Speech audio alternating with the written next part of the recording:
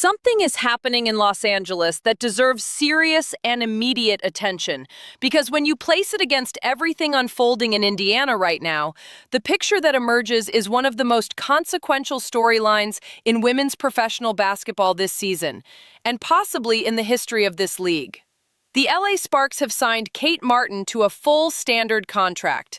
Let that register completely before moving forward, because the surface-level transaction and the deeper strategic signal embedded within it are two entirely different conversations, and both of them matter enormously for understanding where this sport is heading. And forgive me, I actually meant to start with this. What's your reaction to Kelsey Plum not being named an all-star starter?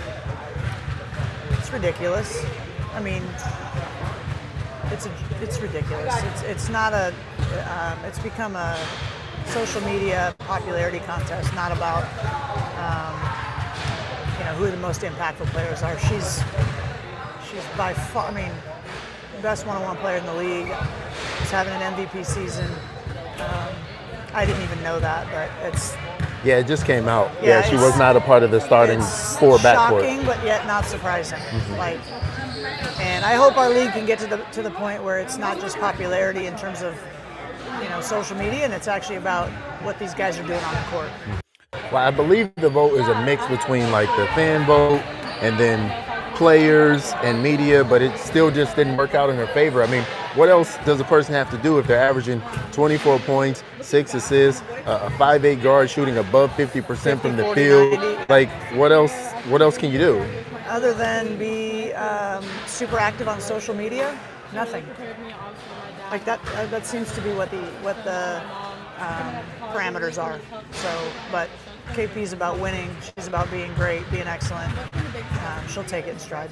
What are you going to, if you haven't been able to talk to her about it yet, when you do, what are you going to say to her about it? Because, I mean, she's having a season that is worthy of being an all-star starter. Well, yeah. MVP, but an all-star starter just for the base level. I haven't talked to her yet about it. I'll see how that conversation goes.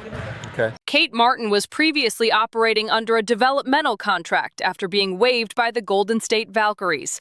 The Sparks evaluated what they had, made a decision, and converted her to a full standard roster spot for the remainder of the season. On the most basic level, that is a personnel decision reflecting genuine organizational confidence in what Martin brings professionally. But here is what transforms this transaction into something considerably larger than a roster move. Kate Martin is one of Caitlin Clark's closest and most established friends. Their relationship is documented, visible, and deeply rooted in their shared history at Iowa. This is not a peripheral professional acquaintance or a casual connection built through league events. This is a genuine, substantive, personal relationship between two players who have been linked since their collegiate careers overlapped and who have maintained that connection through everything that has happened since transitioning to professional basketball. And Kate Martin is now a full, committed member of the Los Angeles Sparks. The LA Sparks also have Cameron Brink on their roster. Cameron Brink, who is also part of Clark's broader personal circle, also connected to her outside the boundaries of professional competition.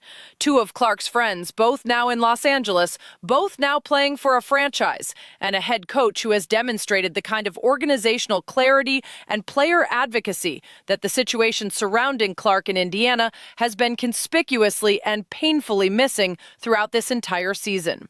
Sophie Cunningham, who has been one of the most vocally honest and supportive voices in Clark's corner throughout this turbulent season, is approaching free agency at the end of the current year. You are watching pieces move on a board. Whether those pieces are moving with explicit strategic intention or whether independent decisions are creating a pattern that carries its own momentum is a question that cannot be answered definitively from the outside. But the pattern itself is visible, it is accumulating with notable consistency, and any honest observer tracking it has to acknowledge what it is beginning to look like from every reasonable analytical angle.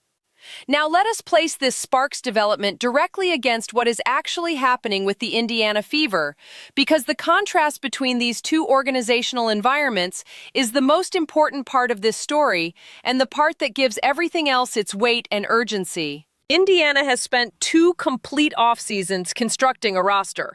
The observable product of that construction is a team that functions with relative effectiveness when Caitlin Clark is not in the lineup. Against the LA Sparks without Kelsey Plum and Cameron Brink. Against the Las Vegas Aces without A'ja Wilson.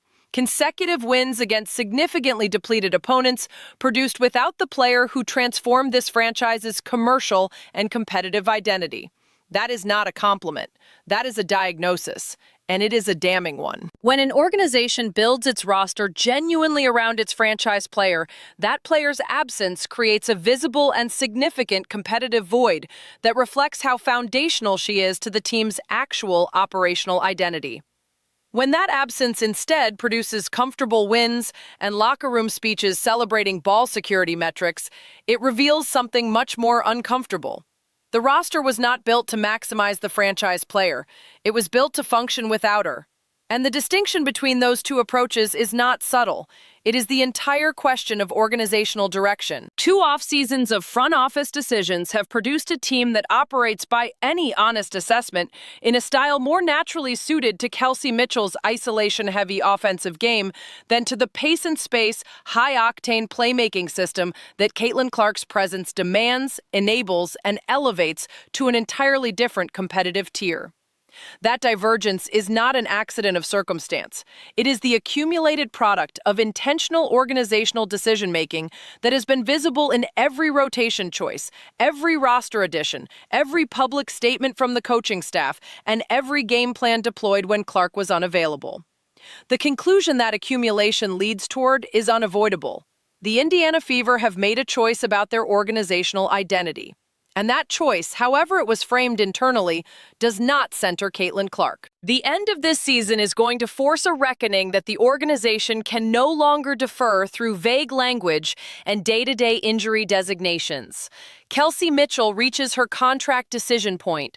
Clark faces her own pivotal contract moment, and Indiana's front office is going to have to answer, explicitly and with real consequences, which direction this franchise is actually committed to pursuing. Are they choosing Caitlin Clark and genuinely restructuring everything around maximizing what she brings to this league, to this organization, and to the commercial ecosystem that her presence has fundamentally transformed?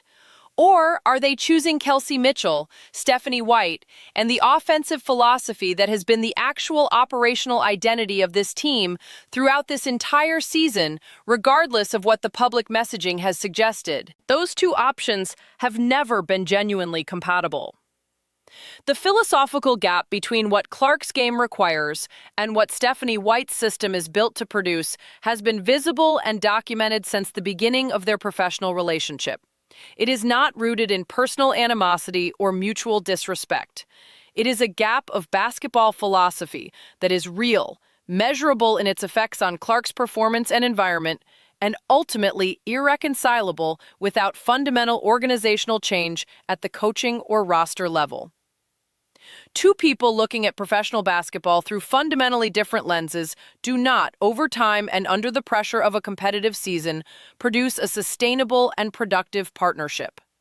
The evidence of this season has made that reality impossible to argue against honestly. Now let us examine the contrast with Lynne Roberts and the LA Sparks, because it is instructive in ways that make Indiana's coaching environment look considerably worse by direct comparison. Roberts stepped to the podium and stood unambiguously, publicly, and forcefully behind Kelsey Plum during the All-Star voting controversy. Plum, who was ranked 12th among guards by the player vote, despite being second in the entire league in scoring, received direct and vocal advocacy from her head coach. Roberts communicated clearly that Plum deserved to be recognized as an All-Star starter. She did it without hedging, without diplomatic language designed to protect institutional relationships at the expense of honest advocacy, without the carefully managed ambiguity that has characterized so many of Stephanie White's public statements when given the opportunity to stand clearly behind Caitlin Clark. That is what coaching leadership looks like in practice. That is what an organization protecting its player looks like from the outside.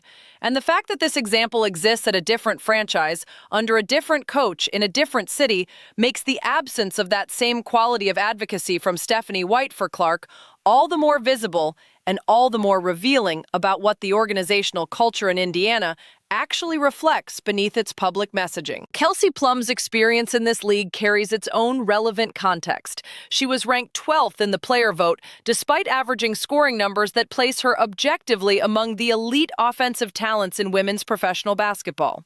Plum has spoken publicly about how her experience entering this league as a white player with significant commercial visibility and fan engagement shaped how she was received and treated by the existing player culture and institutional structures.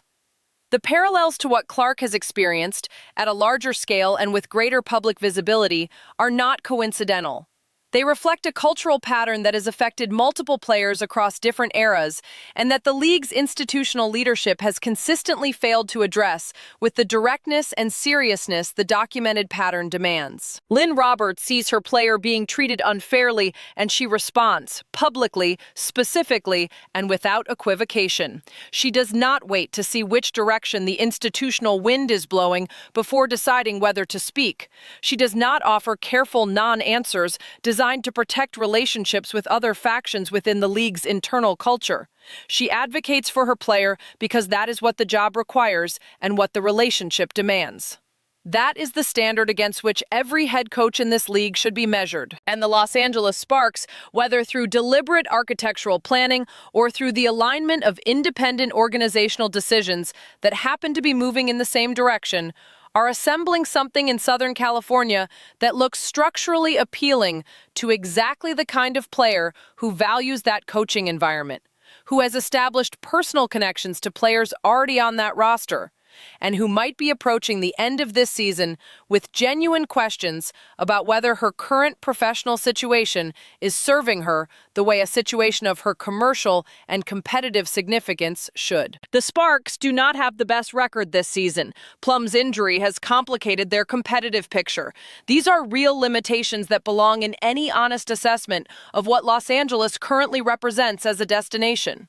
Clark's commercial impact in a major market like Los Angeles would be extraordinary, but the team's competitive foundation needs honest evaluation alongside the organizational culture factors being discussed here. What Los Angeles has that Indiana currently cannot credibly offer is organizational alignment, a coaching staff that advocates loudly and specifically for its players in public forums, a roster that already includes two of Clark's closest personal friends, a major media market with commercial reach that would amplify everything Clark generates, even beyond what she has produced in Indianapolis, and a head coach who has demonstrated through observable behavior, not through press conference language alone, that she understands what the obligation of institutional leadership to its players actually requires. The signing of Kate Martin is a move. It is a real move with real implications. Whether it is a calculated signal to Clark, a genuine personnel decision that happens to carry additional meaning given the relationships involved, or some combination of both, it lands in this specific moment as something that every observer of this league's trajectory needs to understand and track with care. This season is converging on a conclusion that will define Indiana's direction for years and potentially define the trajectory of this entire league, depending on what decisions are made in its aftermath. The final weeks will either produce genuine evidence of organizational recalibration in Indianapolis, real changes in coaching posture, transparent communication about Clark's status and future, public advocacy that matches the private relationship Clark's commercial value demands, and roster decisions that reflect a true commitment to building around her excellence. Or those final weeks will confirm through accumulating evidence what the observable record of this season has been building toward, that Indiana chose a different path, that the misalignment between Clark and her coaching staff is real and unresolved, and that the most commercially transformative player in this league's history will be making consequential decisions about her professional future with complete clarity about what Indianapolis did and did not provide. If those decisions lead her westward, toward a franchise that already holds her friends, that has demonstrated the coaching advocacy she deserves, and that has been making organizational moves that look remarkably like preparation for something significant arriving at the end of this season, then Indiana will have held the greatest asset in women's basketball history and let the environment around that asset deteriorate until the asset had every reason to leave. The sparks are building. The soil is being prepared. Kate Martin is fully on the roster. Cameron Brink is already there. Lynne Roberts is on record standing publicly behind her players. Sophie Cunningham is heading toward free agency. Every piece matters. Every piece is visible. And every piece, placed in the context of what has happened in Indiana this season, tells a story that the people responsible for keeping Caitlin Clark in Indianapolis need to read very carefully and respond to with the urgency and intentionality that this moment demands. The clock on this situation is not paused. It is running. And the harvest of every organizational decision made this season in Indiana and in Los Angeles is coming, whether anyone is ready for it or not.